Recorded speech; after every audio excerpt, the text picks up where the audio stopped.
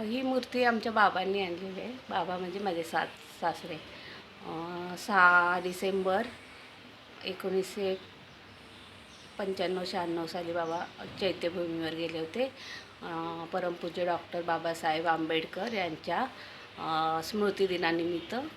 तर तेव्हा ही मूर्ती आणलेली आहे बाबांनी म्हणजे माझ्या सासऱ्यांनी.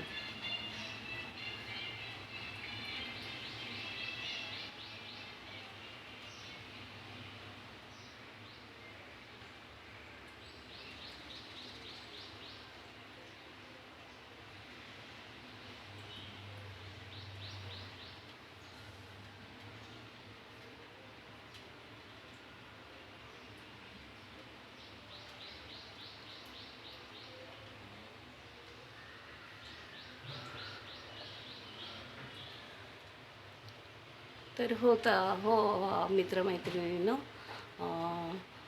धम्म सकाळ माझ्या सर्व बंधू भगिनींना आजचा दिवस मंगलमय जावो. हां, तर मित्रमैत्रिणींनो, मी काल तुम्हाला सांगत होते ना की माझे बाबा माझ्याशी बोलत नव्हते. आणि तर मग माझ्या बाबांना म्हणजे तसे माझे बाबा पैलवान होते वरळी BDD चाळीमध्ये 97मध्ये आमची रूम होती. माझे बाबा आणि माझे काका तिथे राहायचे. आणि मला वाटतं काहीतरी 95मध्ये पण आमची रूम होती.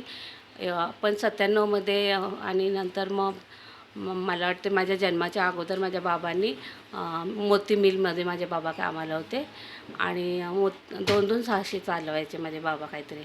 तर नंतर माझ्या जन्माच्या अगोदर काय बाबांच्या मनात आलं आणि बाबांनी राजीनामा दिला मोती मिलचा.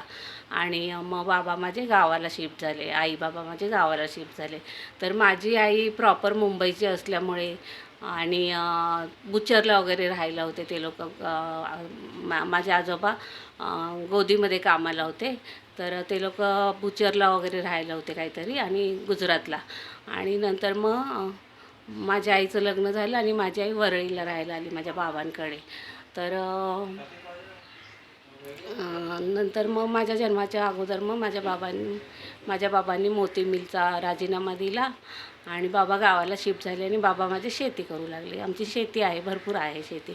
तर मग नंतर मग माझी आई शेतामध्ये जाऊ लागली. तर माझ्या आईला ते पायाला माती लागलेली खूप राग यायचा, चिखल वगैरे लागलं तर खूप राग यायचा. पण शेवटी संसार आहे, तडजोड ही करायलाच हवी. तर मग माझ्या आईने बंधू भगिनींनो, मित्रमैत्रिणींनो सांगते की माझे बाबा म्हणजे श्रीमंत नव्हते, पण म्हणजे शेतकरी होते. तर धान्य भरपूर असायचं, उडीद असायचे भरपूर, 10-12 पोती उडीद असायचे, शेंगा असायच्या, पसऱ्या, जपाण्या, उपट्या म्हणून शेंगा होत्या, लाल दाणे असायचे त्याचे. इतकं त्याचं म्हणजे तुमचे बदाम काय खाल तुम्ही, काजू बदामापेक्षा त्या शेंगा टेस्टी लागायच्या. आणि त्याचं तेल काढायचे आमचे बाबा. आणि घरगुती तेल असायचं, आमचं घरचं तेल असायचं. कडधान्य, ज्वारी, गहू, बाजरी सगळं काही घरचं असायचं. फक्त वर खर्चायला माझ्या बाबांकडे पैसे नसायचे. तर काहीही वस्तू आणायची झाली ना तर माझी आई उडीद न्यायची आणि वाण्याला द्यायची आणि वस्तू आणायची जे काय हवं असेल ते. तर असं. आणि त्याच्यानंतर तर माझ्या बाबांचं तुम्हाला मी सांगत होते. तर असं माझ्या बाबांना खूप बैलाचा वगैरे छंद होता. मग बाबांनी बैल घेतलेला होता. आणि मग शंकर मामा म्हणून, म्हणजे माझ्या बाबांचे ते मामा लागतात नात्याने काहीतरी, ते शंकर मामाच म्हणायचे नेहमी. आणि त्यांचा मुलगा नारायण हा माझा क्लासमेट कम माझा भाऊ पण आहे तो, कारण आमचं बहीण भावाचंच नातं आहे अगदी लहानपणापासून. तर मग बैल घेतला माझ्या बाबांनी. तर आणि शेती करू लागले. 7 भावंडं आम्ही. मग मजुरीला लोकांना पैसे द्यायला पैसे नसायचे. तर ती पूर्ण शेती माझे बाबा आणि माझी आई दोघेजणच मेहनत करायचे. वर्षभर मेहनत करायचे, दोघेजणच करायचे. कारण रोजंदारीने माणसं लावायला पैसे नसायचे बाबांकडे. तर अशा प्रकारे नंतर मग बैल घेतल्यानंतर त्याच्यानंतर असे म्हणजे वर्षानुवर्ष निघून गेली. माझे बाबा थकले, म्हातारे झाले माझे बाबा. आणि मग काय झालं, बाबा आता मुलं सगळी जॉबला लागली, फक्त आबा नव्हता जॉबला तेव्हा. तर मग माझा भाऊ म्हणजे माझा 3 नंबर भाऊ विलास, तो आर्मीमध्ये होता. तर त्याने रागाने बैल विकून टाकला. का तर बाबांनी आता कुठेतरी आराम करावा. बस, बाबांनी खूप कष्ट घेतले, आता माझ्या बाबांनी आराम करावा म्हणून भाऊने माझा बैल विकला. तर माझ्या बाबाने म्हैस घेतली.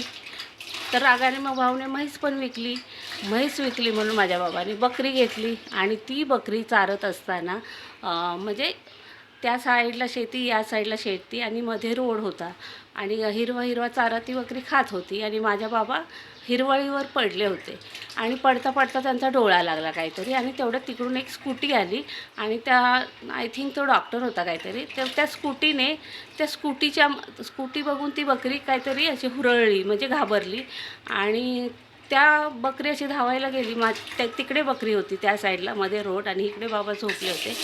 तर ती बकरी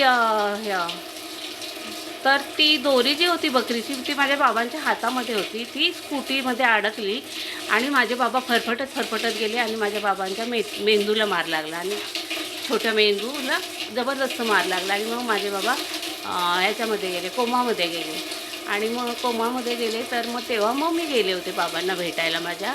तर बाबा काय हां बरोबर. तर बाबा काय बोलले नाही, बोलत वगैरे नव्हते कुणाशी, म्हणजे खात पीत होते, भरवलं वगैरे तर खायचे ते. तर असं सांगण्याचं तात्पर्य असं की मला बाबांशी बोलायचं होतं, पण असं म्हणजे असा प्रसंग होता की मी नंतर नाही बोलले बाबांशी. तर वाईट वाटतं मला, माझे बाबा माझ्याशी बोलले नाही असो. तर आणि त्याच्यानंतर मग मी बघून आले बाबांना. माझ्या मित्रांनी मला सांगितलं नाही तुझ्या वडिलांचा ॲक्सिडेंट झाला आहे वगैरे. मला बोलले चल एकांब्याला जायचं. तर म्हटलं का हो? तर म्हटलं चल ना, खूप दिवस गेलो ना, दाजींशी पण बोलतो मी. म्हटलं आई तुम्ही भाऊशी बोलणार का? तर मला इतका आनंद झाला, मित्रमैत्रिणी माझा आनंद म्हणजे पारावर जगणंच नावे ना. म्हटलं आता माझा भाऊ आणि माझं मिस्टर म्हणजे गोड होतील वगैरे. तर मी गेले, नवी कोरी कोरा सिल्क नावाच्या साड्या तेव्हा नुकत्याच आल्या. ती साडी नेसून आकाशी कलरची मी छान मस्त लांब सडक केस, अगदी म्हणजे कमरेच्या खाली केस पडायचे, छान वेणी बांधून किरणदादाच्या इथून आम्ही नाश्ता करून किरणदादाच्या रिक्षाने आम्ही एकांब्याला गेलो. किरणदादा म्हणजे माझा मामे भाऊ पण आणि दीर पण, माझ्या मामाचा मुलगा.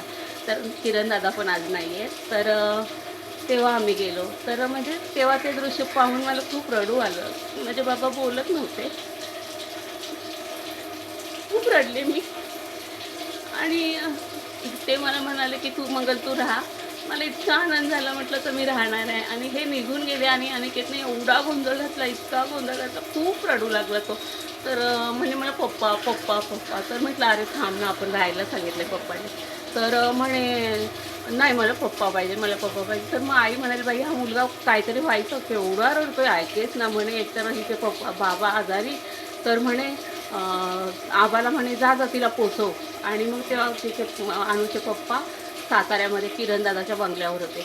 आणि मी मित्रमैत्रिणींना तुम्हाला सांगते, मी गेले आणि अणू तिथे साताऱ्यामध्ये इतका खेळू लागला. म्हटलं का रे अणू तिथे रडायला लागला केवढा. तर म्हणतो मम्मी तिथे ना माणसं वेगवेगळी होती म्हणून मला कसं तरी वाटलं. तिथे कोंबड्या होत्या, आजोबा होते म्हणून मी आलो असं. तर असं मित्रमैत्रिणी. चला तर मी इथेच थांबते मित्रमैत्रिणींनो. मी आपला निरोप घेते. चला धम्म सकाळ.